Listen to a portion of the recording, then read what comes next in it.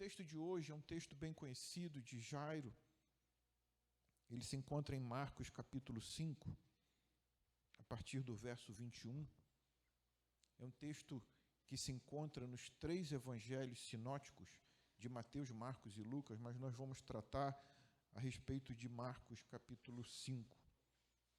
Às vezes que eu preguei esse texto, eu sempre preguei na perspectiva do evangelho de Lucas. Na minha vida, amados, uma coisa sempre me chama muito a atenção quando eu leio as Escrituras, e é uma palavra de 2 letras que é fé. Eu sempre fui encantado, um admirador daqueles homens nas Escrituras que tinham uma fé que movia, uma fé que restaurava, uma fé que impactava nações. Eu sempre fui muito admirador daquilo, porque quando eu lia e via as coisas ao meu redor na igreja, eu falava assim, tem alguma coisa de errado. Tem alguma coisa de errado. Porque a fé que esses homens aqui têm move, transforma, muda decretos. Olha, eu posso usar o exemplo do rei Nabucodonosor diante da estátua de ouro, quando manda-se ajoelhar e Sadraque, Mesaque e Abednego, que recebem o nome babilônico, não se ajoelham. E o desafio deles, diante do decreto do rei, e o rei dá mais uma oportunidade, eles falam assim para o rei, assim, que a gente, amados, estuda muito pouco. Porque se a gente estudar a história, o impacto do reino da Babilônica na época dele, a sua extensão, o que o rei falava, você tem uma perspectiva, quando você lê Esther, a respeito da própria rainha, ele tinha que estender o cetro. Então, a gente percebe que a palavra do rei era lei e acabou. O rei dá mais uma oportunidade, eles falam uma palavra tremenda, ousada. Eles falam para o rei, rei, fica sabendo tu. Deus é poderoso para nos livrar, mas se Ele não quiser nos livrar, que Ele nos livre, mas nós não nos dobraremos. Não vamos nos dobrar. Quando você lê o texto, a palavra diz que a feição do rei se fechou. E era tão urgente a necessidade que eles foram amarrados com seus próprios turbantes. E a fornalha foi acendida 7 vezes mais. Para mim, tudo aquilo era uma expressão do coração, da raiva, da indignação do rei, como se o rei falou, quem são vocês para me desafiar? Mas no final, o rei olha e fala, Sadraque, Mesaque e Abednego, servos do Deus Altíssimo, saiam. Havia 4 lá dentro, mas eu joguei 3, mas tem 4. Mas foi 3, mas tem 4. Presença de Deus, amados. E como nunca esse tempo, olha, amados, você me perdoe a minha insistência a respeito disso, mas é o meu papel. O meu papel é te alertar, o meu papel é te comunicar essas coisas. É o meu papel, porque eu entendo que um dia eu vou estar diante do Senhor. Eu entendo isso. E eu entendo que eu responderei por todas as coisas que falei e também pelas que eu não falei. Essa semana, a notícia de uma procuradora da Justiça, em uma reunião que houve em Duque de Caxias, uma reunião pública, e era até do Conselho Tutelar, uma pessoa leu um poema a respeito de Deus e do colo e do abraço de Deus. A procuradora pega o microfone e senti profundamente ofendida. Isso é inconstitucional. E eu olho para aquilo e penso assim, o que está acontecendo que as pessoas não estão enxergando isso? O que está acontecendo com a igreja que ela vê, mas não percebe as circunstâncias? Porque é um tempo, amados, é um tempo que tem sido anunciado há muitos anos. Eu lembro do meu tio-avô dizendo, olha, se as coisas não piorarem, a Bíblia está mentindo. Como a Bíblia não mente, as coisas vão piorar. E o caso é a gente estar preparado para o tempo quando elas surgirem e piorarem. Nós vimos vídeo do Harold Walker, está na internet, você pode acessar lá, que ele falava que esse modelo de igreja vai acabar. Não terá igrejas, mas ele fala de relacionamento, de aliança, aonde nós estaremos ligados por uma aliança, reunidos em casa, reunidos pela amizade, pelo amor que nós temos uns pelos outros, não pela instituição, mas por um verdadeiro relacionamento profundo de cuidado uns com os outros. Na China, esses dias, foram presos líderes da igreja Zion, as crianças separadas dos pais, os pais presos.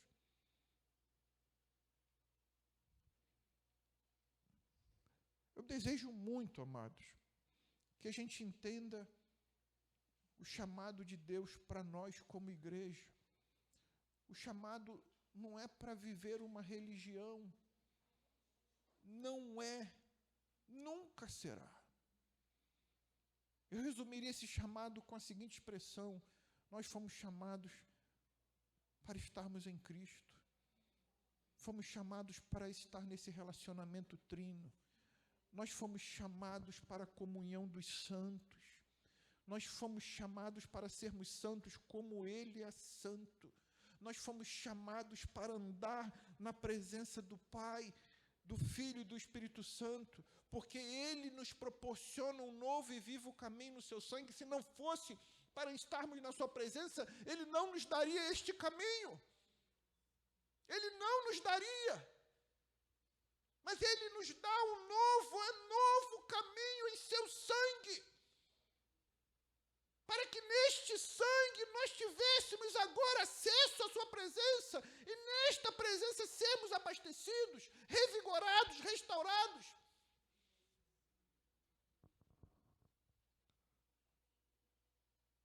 Vivemos um tempo, amados, de igrejas cheias, mas vazias da presença. Vivemos um tempo de muito conhecimento. Você acessa a internet, coloca poucas palavras e pede para se desenvolver mensagens ou abordar um determinado tema ou desenvolver rápido, em segundos você tem aquilo. É muito rápido. Mas eu lembro da palavra do Haroldo dizendo que não nos falta conhecimento neste tempo, mas o conhecimento ele está aqui. Ele não desceu para o Espírito, porque as pessoas estão vivendo o conhecimento do nível do intelecto, mas esse conhecimento não encarnou em um estilo de vida. Seminários de batalha espiritual, de libertação, de adoração e tantos outros, livros escritos, mas está aqui, no nível da razão, e não desceu para o Espírito. Esses dias eu compartilhava, introdução longa, né? Mas vamos assim. Eu compartilhava com os irmãos de quarta-feira que eu sempre estou vendo e ouvindo, que eu tenho oportunidade, pessoas sinceras, né? E às vezes cai de não ouvir, mas uma pessoa falou uma coisa que me impactou tanto. Ele falou assim: qual é a distância do céu para o inferno? E a pessoa que estava à frente dele falou assim: o céu no alto, o inferno lá embaixo, deve ser milhares de quilômetros. E ele falou: não, 30 centímetros é a distância da razão para o coração. Porque quando só está aqui, mesmo este conhecimento não nos salva, porque não nos transforma. Mas quando este conhecimento desce para o Espírito, somos transformados.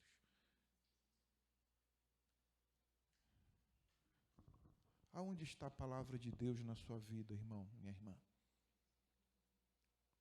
Como essa palavra tem te influenciado? Eu quero te mostrar nessa noite. se assim o Espírito Santo nos conduzir, que a fé não é algo litúrgico, mas é um movimento, um estilo de vida, que tudo que fazemos, ela está presente, em tudo. Paulo, entendendo isso, ele escreve à igreja de Corinto, no capítulo 1, no 1 Coríntios, capítulo 10, dizendo: seja o seu comer, ou o seu beber, ou qualquer coisa que faça, faça para a glória de Deus, em tudo, amados. A sua fé na obra redentora de Cristo, esta obra trabalhando em você, em tudo, ela tem que estar presente. Marcos capítulo 5, a partir do verso 21, diz assim: Jesus entrou novamente no barco e voltou para o outro lado do mar, onde uma grande multidão se juntou ao seu redor na praia. Então chegou um dos líderes da sinagoga local, chamado Jairo. Quando viu Jesus, prostrou-se aos seus pés e suplicou-lhe repetidas vezes: minha filhinha está morrendo. Por favor, venha e ponha as mãos sobre ela e cure-a para que ela viva. Jesus foi com ele e todo o povo seguiu, apertando-se ao seu redor. No meio da multidão estava uma mulher que havia 12 anos sofria de hemorragia. Tinha passado por muitas dificuldades nas mãos de vários médicos e, ao longo dos anos, gastou tudo o que possuía sem melhorar. Na verdade, havia piorado. Tendo ouvido falar de Jesus, aproximou-se por trás dele, no meio da multidão, e tocou-lhe em seu manto, pois pensava: se eu apenas tocar em seu manto, serei curada. No mesmo instante, a hemorragia parou, e ela sentiu em seu corpo que tinha sido curada da enfermidade. Verso 30, Jesus imediatamente percebeu que dela havia saído poder. Por isso virou-se para a multidão e perguntou: quem tocou em meu manto? Seus discípulos disseram: veja, a multidão que o aperta de todos os lados, como o Senhor ainda pergunta: quem tocou em mim? Jesus, porém, continuou a olhar ao redor para ver quem havia feito aquilo. Então a mulher, assustada e tremendo pelo que tinha acontecido, veio e, ajoelhando-se diante dele, contou tudo o que havia feito.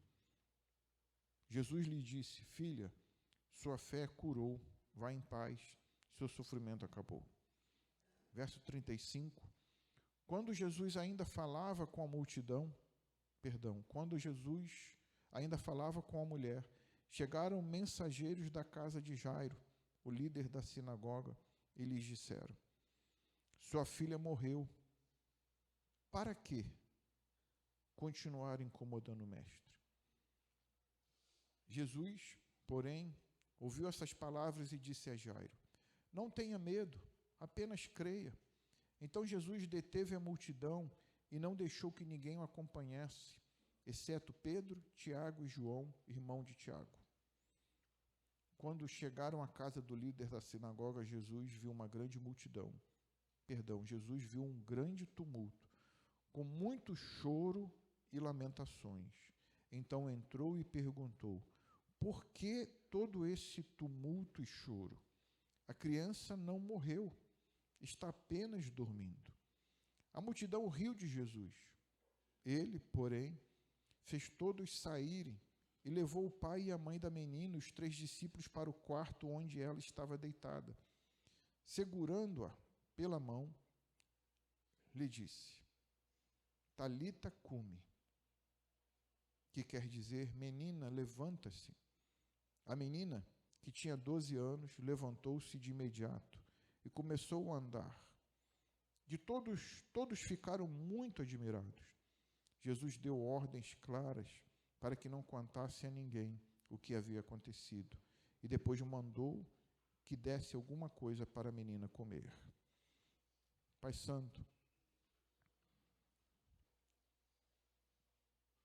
a Tua palavra, Senhor, ela nos ensina, nos capacita, nos instrui, também nos repreende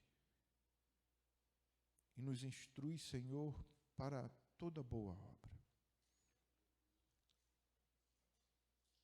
Precisamos da ação do Teu Espírito em nossas vidas, para que o Teu Espírito Santo possa nos conduzir aqui nesta noite, neste momento, para que a Tua palavra, Senhor, possa fluir e ela descer ao nosso espírito, alcançar nossos corações e produzir, ó Deus, a vida do Senhor, a Tua presença.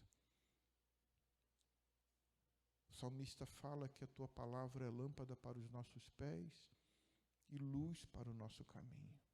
E nós o cremos, Senhor. Traz essa luz sobre nós aqui nesta noite, meu amado. Dependemos do Senhor e não nos apoiamos em nossa força, mesmo porque ela não existe. Mas nos apoiamos naquele que é o Criador dos céus e da terra, naquele que em tudo há vida, há poder, há refrigério, somente no Senhor.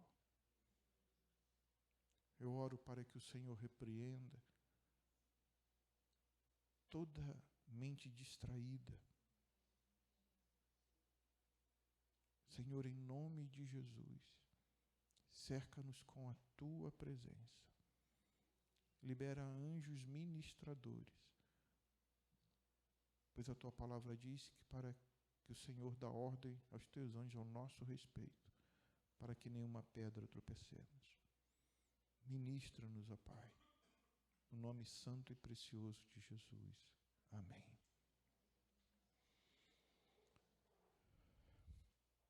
Esse episódio, amados, ele é seguido de uma experiência de Jesus quando Jesus estava em Decápolis, e quando ele estava nessa cidade, ele encontra um endemoniado de Gadareno, e lá nós sabemos da operação de Jesus na vida deste homem, uma operação tremenda. A palavra diz que nenhuma corrente o segurava, andava pelos sepulcros e, instantes depois de encontrar com Jesus, a palavra do Senhor para ele foi: volta para a tua casa e para a tua família e conte tudo o que o Senhor fez por você e como ele foi misericordioso.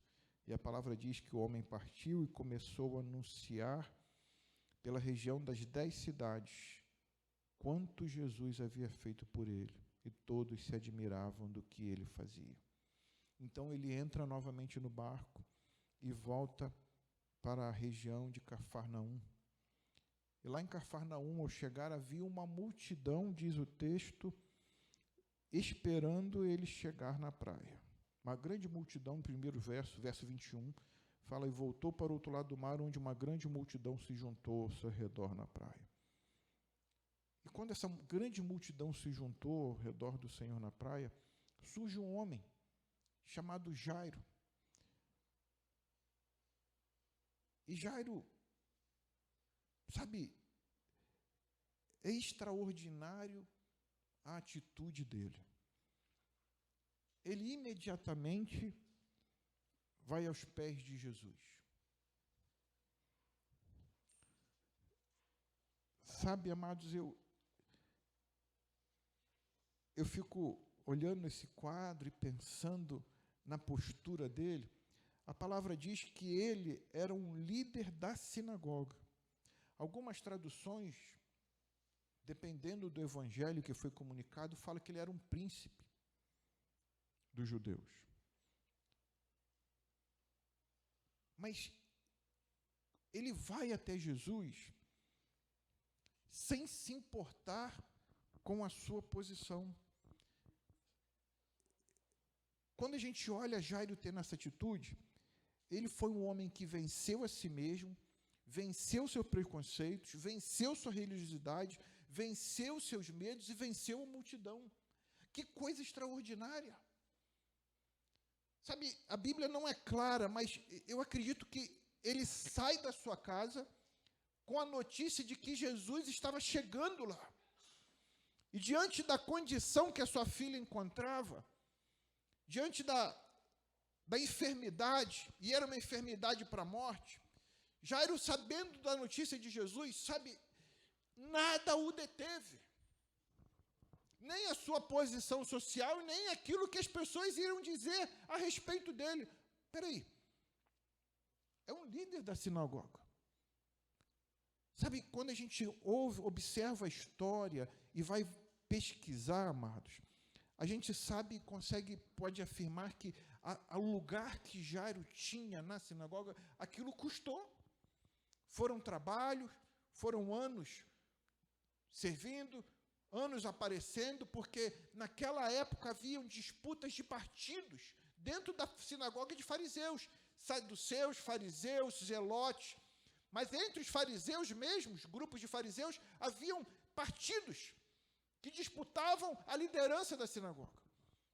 E ele era alguém responsável por abastecer a sinagoga pela liturgia, como se realizavam os cultos. Era alguém importante naquela sociedade.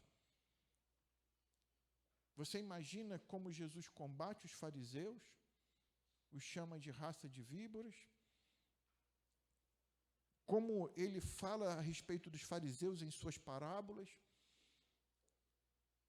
o motivo de tanto ódio dos fariseus a respeito de Jesus diante de tanto confronto. Mas quem vai aos pés de Jesus? Entendendo que Jesus era aquele que poderia mudar o destino de sua filha. Eu vi um pai tão amoroso e tão zeloso por sua família,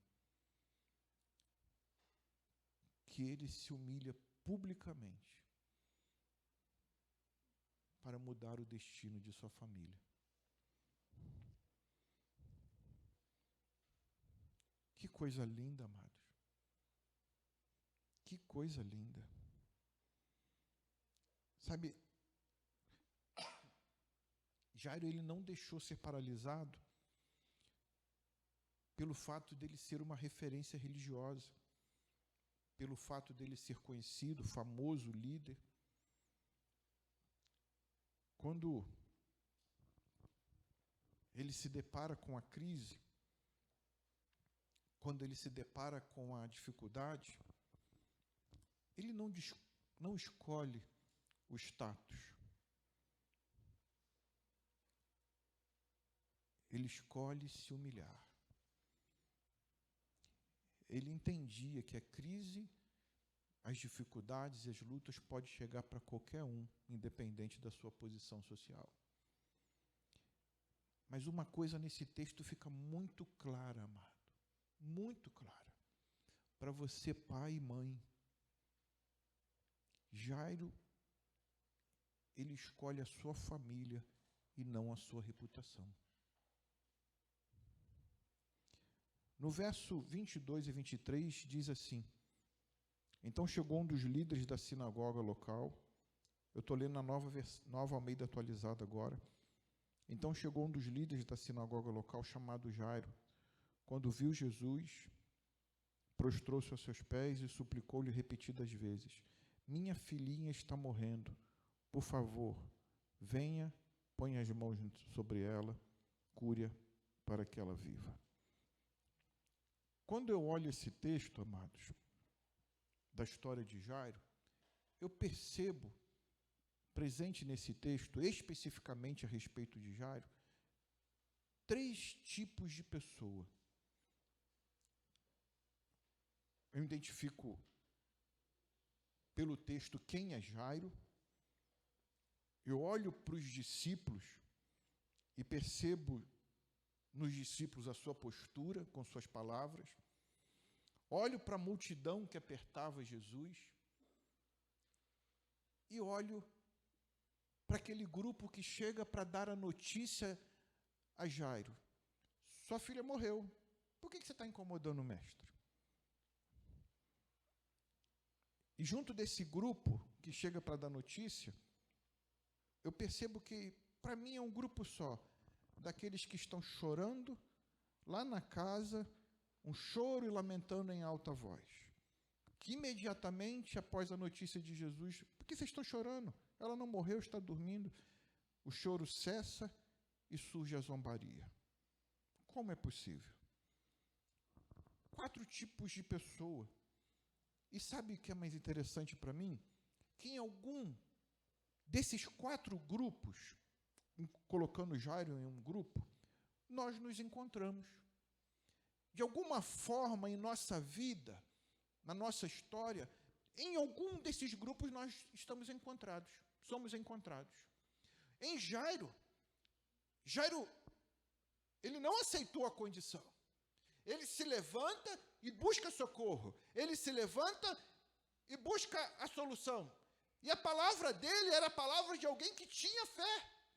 A palavra mostra claramente que ele insiste, ele prostrou-se aos seus pés, aos pés de Jesus, e a palavra diz no verso 23, suplicou repetidas vezes. Ele insistiu com Jesus. Ele não desistiu de falar, Jesus, vá na minha casa, Senhor, vamos lá, eu não vou deixar os seus pés enquanto o Senhor não visitar a minha casa. Perseverança, irmãos. E quantas vezes nós desistimos diante das lutas, como se as lutas fossem maior do que o nosso Deus. Quantas vezes desistimos diante da adversidade, como a adversidade pudesse tirar a realidade de Deus da nossa vida. Me perdoe se eu coloco assim, se há a realidade de Deus na nossa vida.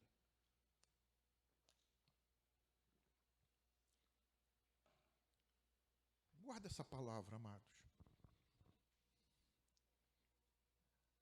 A nossa vida reflete a nossa fé. Melhor ainda, a nossa fé reflete a nossa vida. Nós temos fé em alguma coisa ou em alguém. Às vezes as pessoas depositam fé nas pessoas. Às vezes nós depositamos fé no nosso trabalho, no nosso esposo ou na nossa esposa. Depositamos fé no nosso relacionamento com alguém, no namoro, no noivado.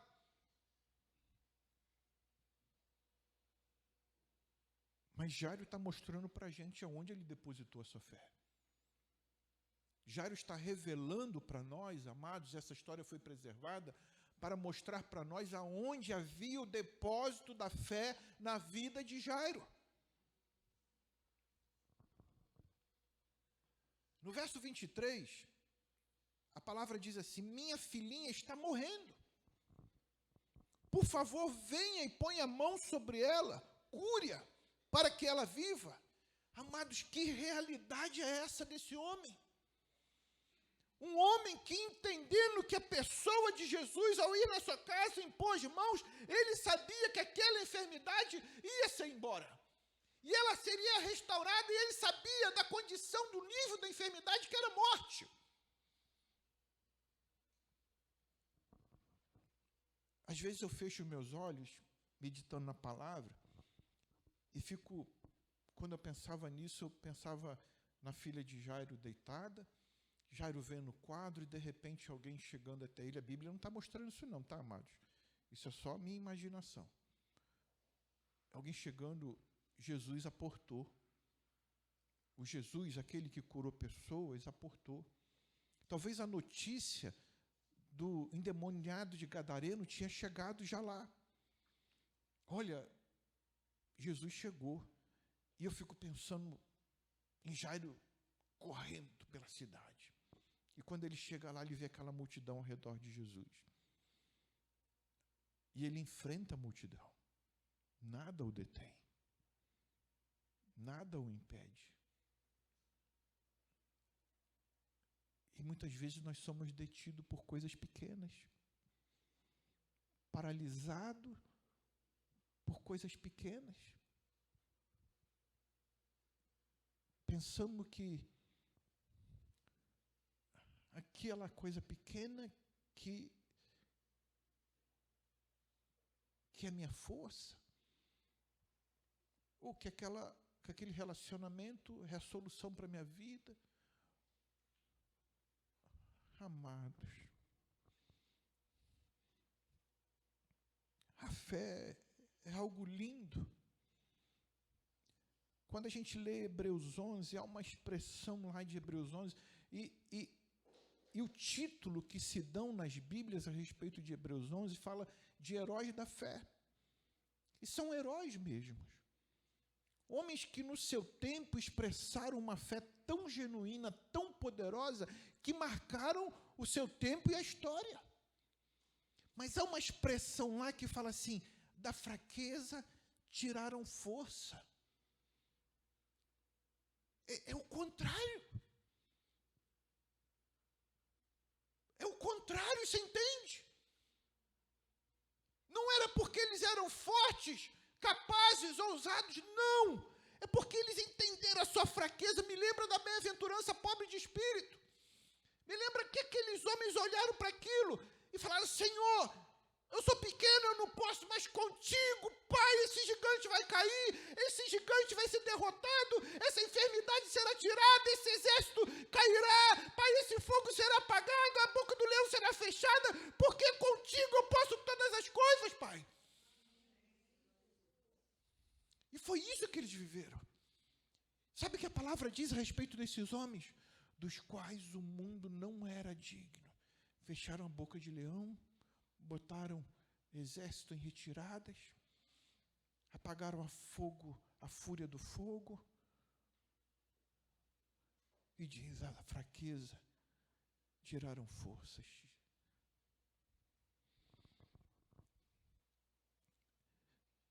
Eu olho para esse quadro, amados, e isso é uma lição para nós. Talvez você esteja enfrentando uma situação difícil, como Paulo escreve no capítulo 3 de 2 Coríntios, dizendo, olha, da própria vida desesperamos. Na verdade, eu não sei se é no capítulo 3, está em Coríntios. Da própria vida desesperamos e sobre nós havia uma sentença de morte. Às vezes nós agimos como se a morte estivesse diante de nós, diante de coisas pequenas. Agimos como se fosse o fim, a nossa reação. Ah, meu Deus, como vai ser isso? Olha aquilo outro. As experiências que vivemos no passado do socorro e da provisão de Deus, parece que são esquecidas nesse momento. Parece que a nossa trajetória com Deus, olha, não vimos o socorro de Deus e vimos muitas vezes, mas diante da adversidade, parece que, como o salmista no Salmo 77, não me lembrarei mais dos feitos de Deus? Será que o Senhor se esqueceu de mim?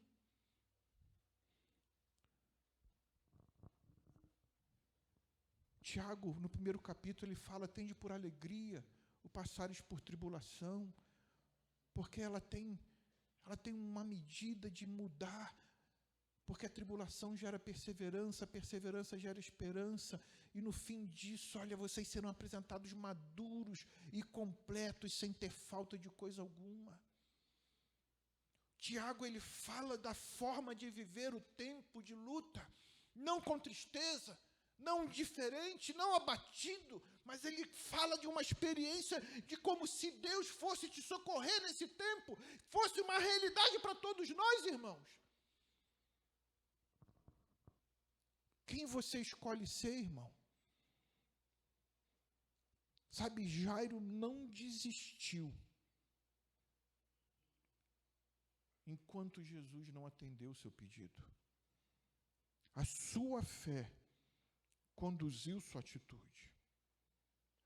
Ele não se importou com o que se pensaria dele.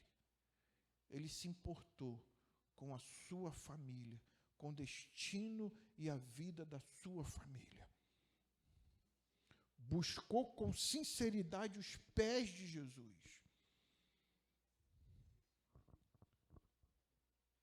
Buscou naquele que é o autor da vida.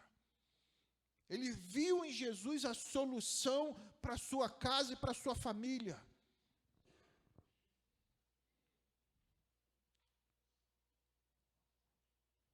O que antes havia enfermidade, passou a haver cura, onde havia pranto em alegria, luta em vida e Deus glorificado. Que lindo, amados. Por que não escolhemos ser ter Jairo como exemplo em nossa vida e aplicar isso? Um outro grupo, amados, era um grupo que a multidão que apertava Jesus. Essa multidão que estava na praia, esperando Jesus chegar, e acompanha Jesus com Lázaro. Eu fico pensando nessa multidão que havia entre eles os curiosos, havia entre eles aqueles interesseiros, e havia entre eles aqueles que buscavam ter a vida transformada. Houve um momento, e você vai encontrar isso em João, no Evangelho de João, capítulo 6, que a multidão que Jesus sacia do pão e do peixe, aquela multidão queria coroar Jesus como rei. Jesus, conhecendo o seu coração, Jesus vai embora. Porque eles estavam atrás de Jesus, não pela pessoa de Jesus. Eles estavam atrás de Jesus pelas mãos de Jesus, para encher os seus ventres, e não para serem libertos e curados. E eu acredito que nessa multidão aqui também havia esse tipo de gente, como no Brasil. Há essa multidão. As pessoas estão mais interessadas naquilo que Deus pode dar do que naquilo que Deus é e representa para nós, a salvação de nossas vidas.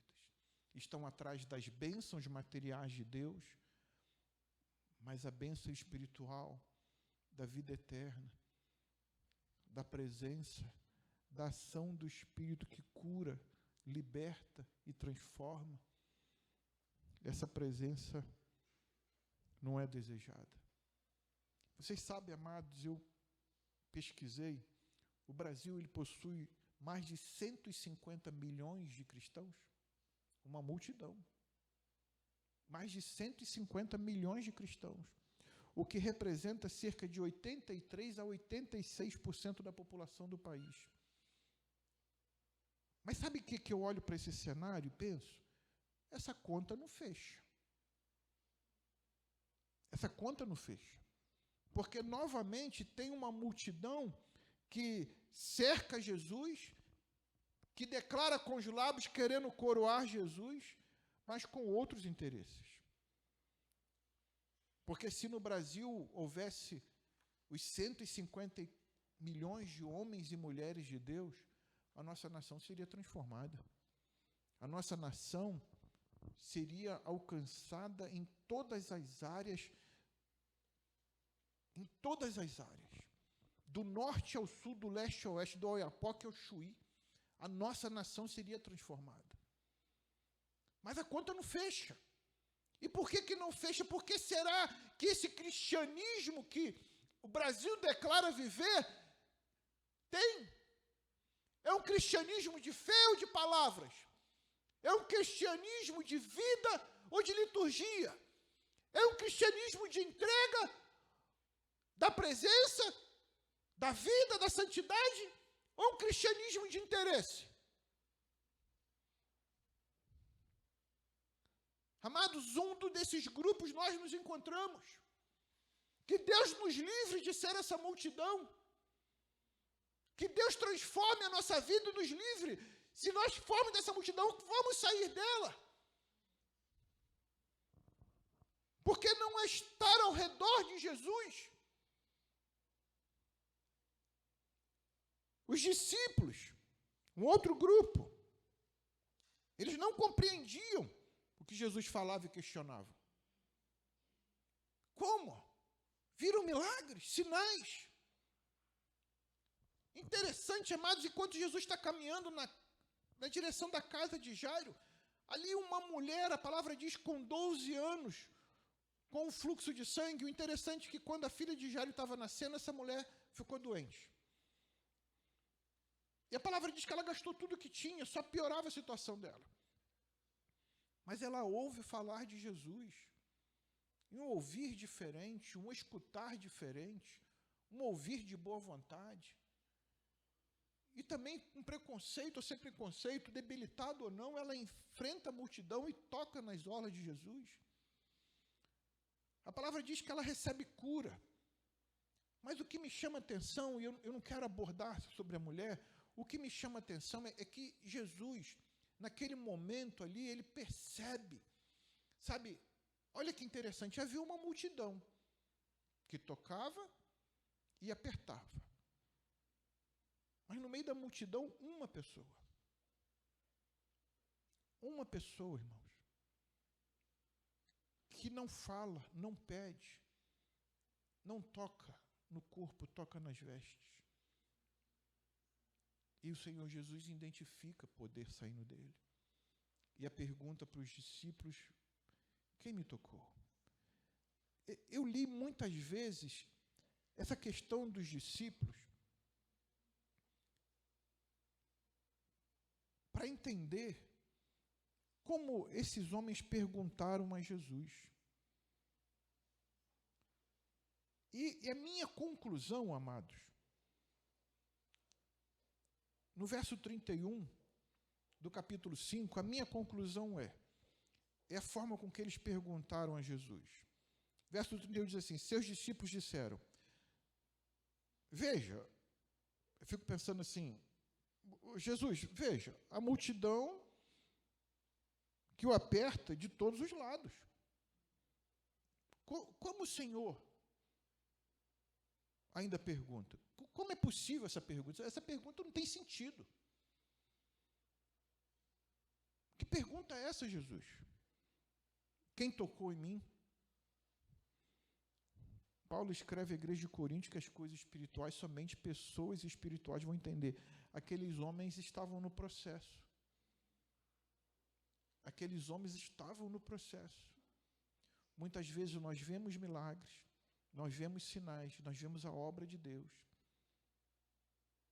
Mas ainda isso não nos move como não moveu aqueles homens. Será que Jesus perguntaria à toa quem me tocou? Momentos após, Jesus falou, não, saiu o poder. Saiu o poder. Identificou a mulher e falou, filha, a tua fé, filha, foi a tua fé, foi a tua atitude, foi o teu movimento, foi a tua ousadia, foi a tua fé.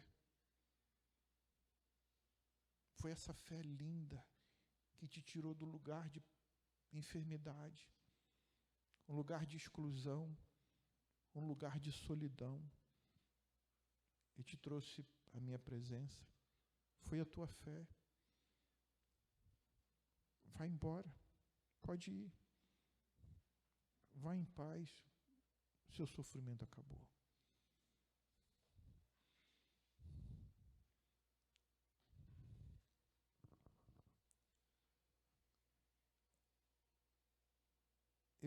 Eu olho para os discípulos e Jesus ele tem uma expressão para os discípulos quando judeus que diziam crer nele, Jesus começa a alinhar com esses judeus dessa forma.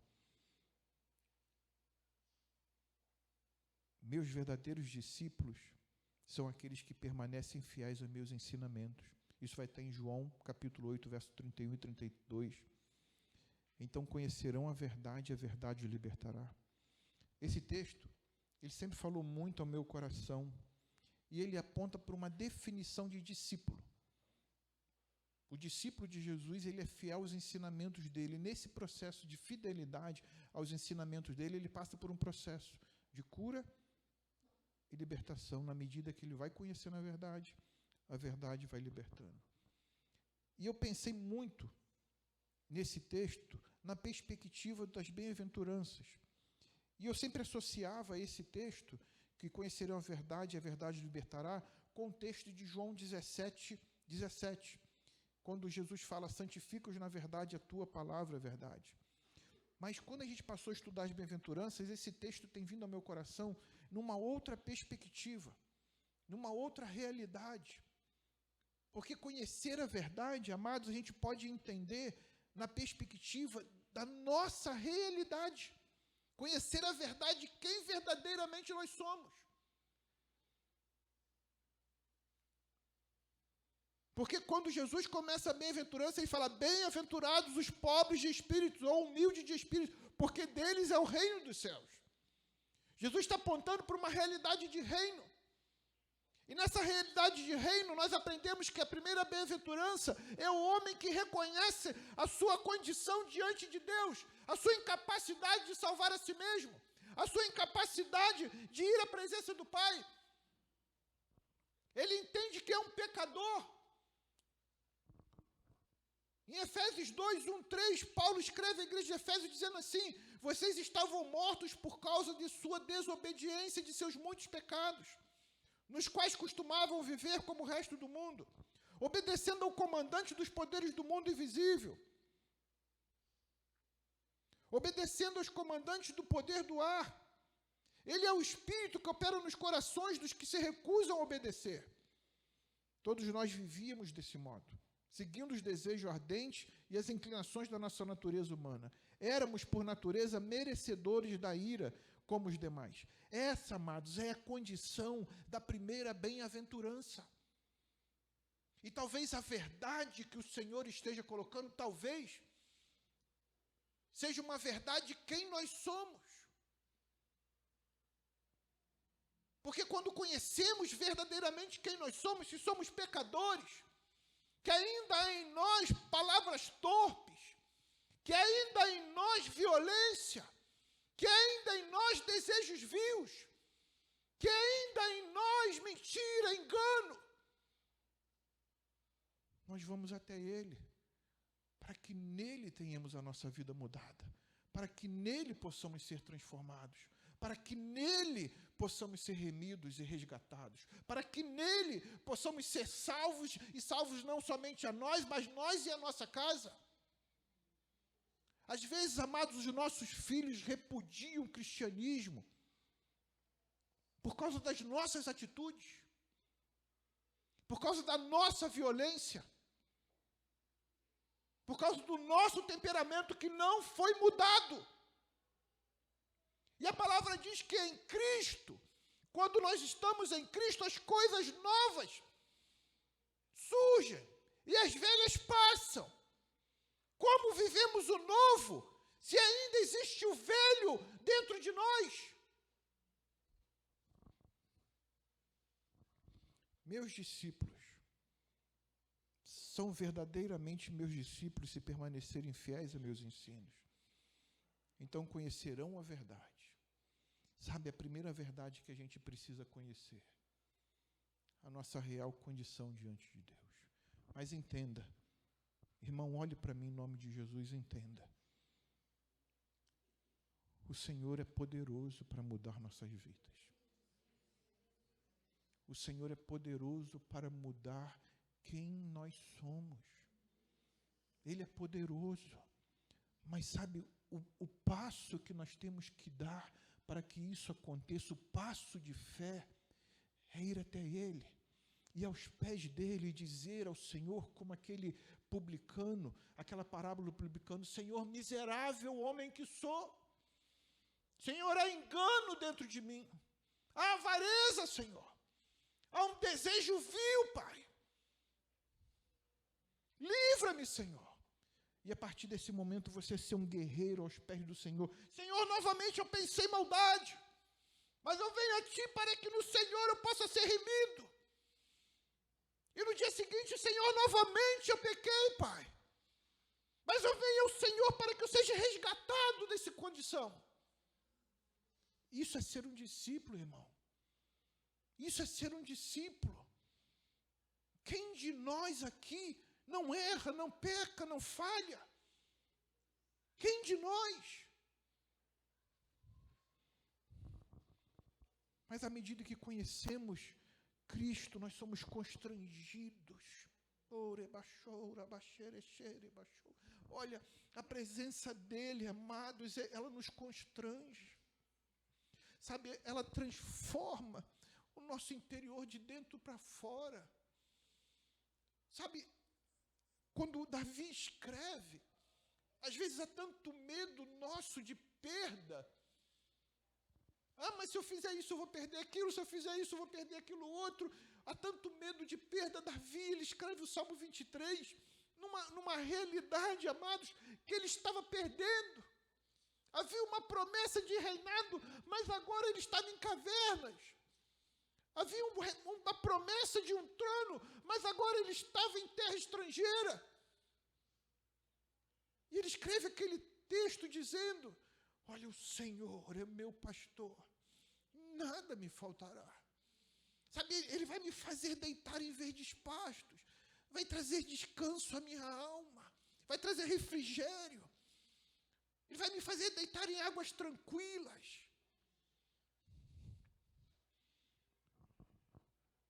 Esse é o discípulo do Senhor.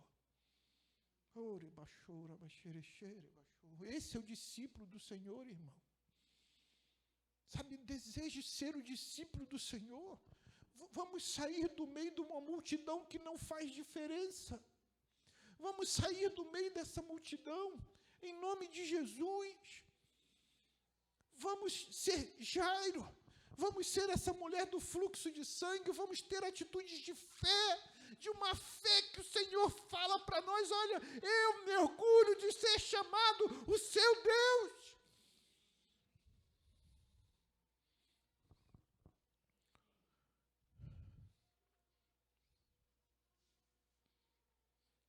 O último grupo, amados, aquele grupo que disse não incomode mais o mestre, e também incluo nesse grupo a grande multidão que chorava e lamentava.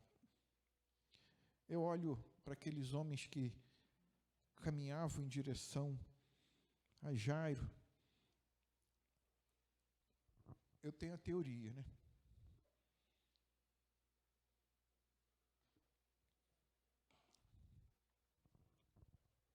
Eu, diante da história, eu acredito que aqueles homens, não está na Bíblia, tá, amados? Sabiam para onde Jairo tinha ido. E ao sair de casa, eu acredito que a mulher ou as pessoas na casa comprovaram que a menina morreu. E esse grupo saiu atrás de Jairo para dar notícia. E eles sabiam quem estava ao lado de Jesus, porque eles afirmam: não incomode mais o mestre. Eles sabiam quem era Jesus. Eles olhavam para Jesus e sabiam que ele era o mestre. Eles tinham informações a respeito de quem Jesus era. Mas eles tinham a visão natural. Eles tinham a visão do homem natural. A visão do homem natural que, quando vê a morte ou a enfermidade, não tem jeito, é o fim, acabou. A gente percebe que logo após a morte já tem um velório fúnebre ali, pessoas chorando, gritando, se desesperando. Mas eu olho para esses homens e vejo um conhecimento limitado a respeito de Jesus.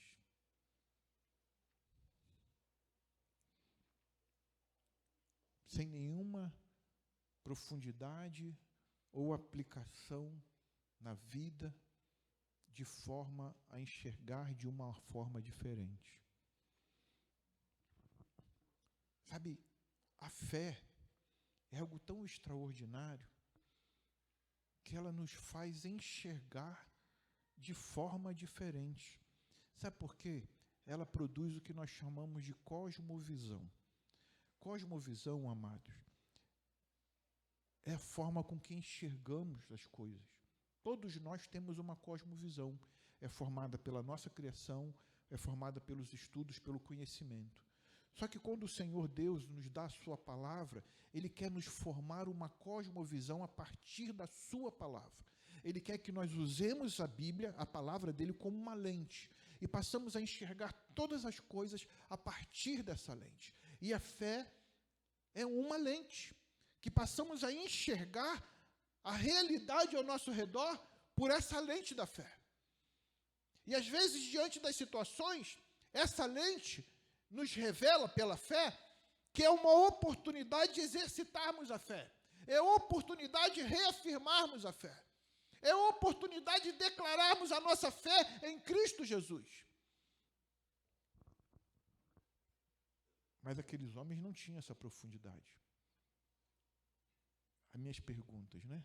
Eu não canso de fazê-lo. Mas e nós? A nossa fé, ela tem profundidade? ou nós somos este grupo, não somos, né, amados? Em nome de Jesus, nós não somos.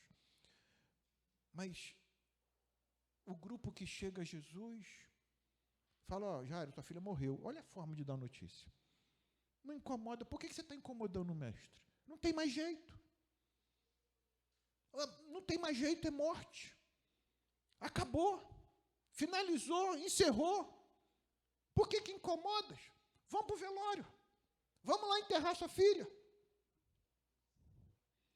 Mas Jesus estava ali. Jesus estava ali. Queria tanto que você entendesse isso.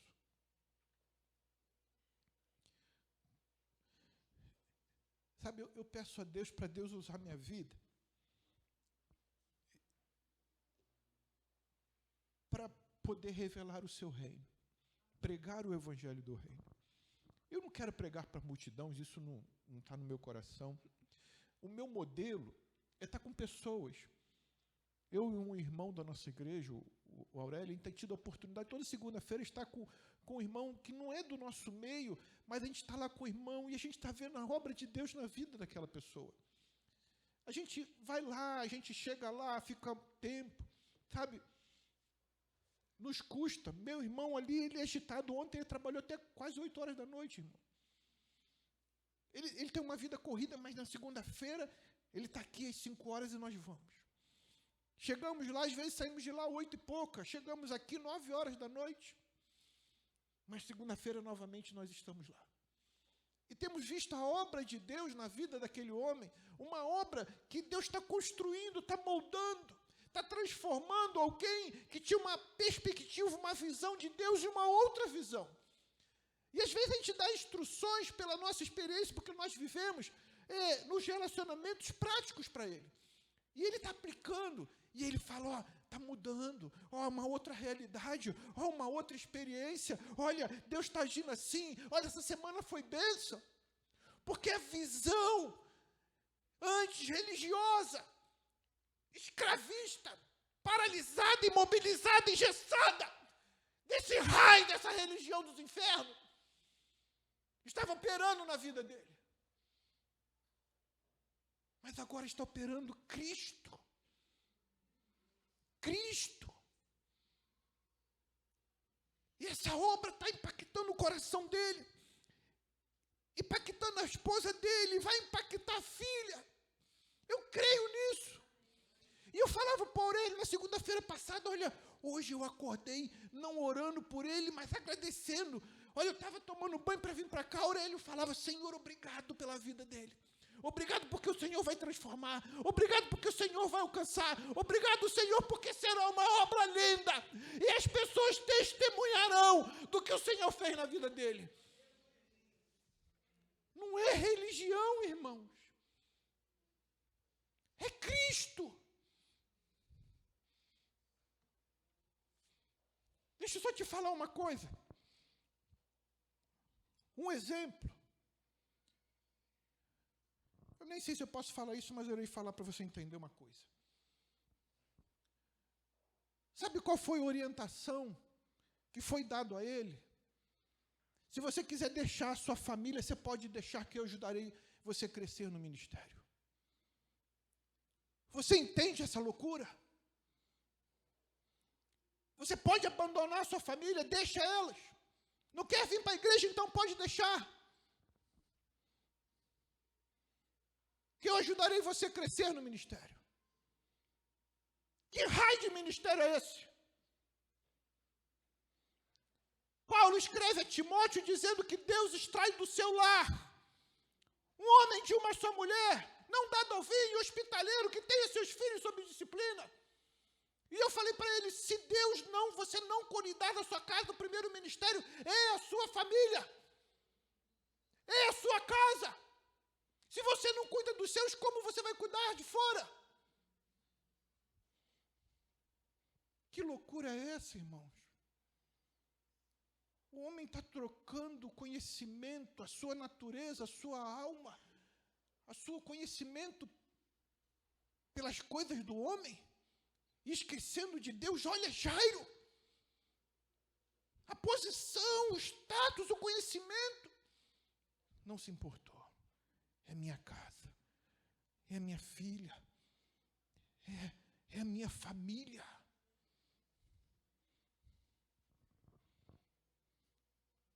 Sabe, aqueles homens não conheceram Cristo. Olharam, mas não perceberam. Em Colossenses, capítulo 1, verso 13 e 22, eu preciso ler isso com vocês, amados. Eu quero te dar uma perspectiva de como você olhar para Jesus. Paulo escreve à igreja de Colosso, dizendo para eles assim, Colossenses capítulo 1, verso 13 e 22, dizendo a respeito de Jesus. Olha, se você quiser fechar os seus olhos ou acompanhar, fica à vontade, mas perceba essa palavra. Paulo escreve dizendo a respeito de Jesus, ele nos libertou do poder das trevas e nos transportou para o reino do seu Filho amado, em quem temos a redenção, a remissão dos pecados. Ele é a imagem do Deus invisível, o primogênito de toda a criação, pois nele foram criadas todas as coisas, nos céus e sobre a terra, as invisíveis e as visíveis e as invisíveis, sejam tronos, sejam soberanias, quer principados, quer potestades, tudo foi criado por meio dele e para ele. Ele é antes de todas as coisas, nele tudo subsiste. Ele é a cabeça do corpo, que é a igreja. Ele é o princípio, o primogênito dentre os mortos, para ter a primazia entre todas as coisas, porque Deus achou por bem que nele residisse toda a plenitude, e que, havendo feito a paz pelo seu sangue na sua cruz, por meio dele, reconciliasse consigo mesmo todas as coisas, quer sobre a terra, quer nos céus. E vocês que no passado eram estranhos, inimigos no entendimento pelas obras más que praticavam, agora, porém, ele os reconciliou no corpo da sua carne, mediante a sua morte, para apresentá-los diante dele santos, inculpáveis e irrepreensíveis. Glória a Deus, né, amados? Glória a Deus, louvado seja o Senhor. Precisamos reconhecer, amados, que sem Ele nada somos. Reconhecer que Ele é o caminho, a verdade e a vida, e somente nele temos acesso ao Pai. Precisamos reconhecer que nele, somente nele, não é um jargão, mas uma realidade, que nele somos mais do que vencedores. Reconhecer que nele, somente nele, podemos todas as coisas, mas somente nele. Agarrado com ele, dependendo dele, unido a ele. Reconhecer que nele somos completos. Nele temos tudo, nele não temos falta de coisa alguma. Oh, aleluia, nele. O que mais nós precisamos, somente é ele.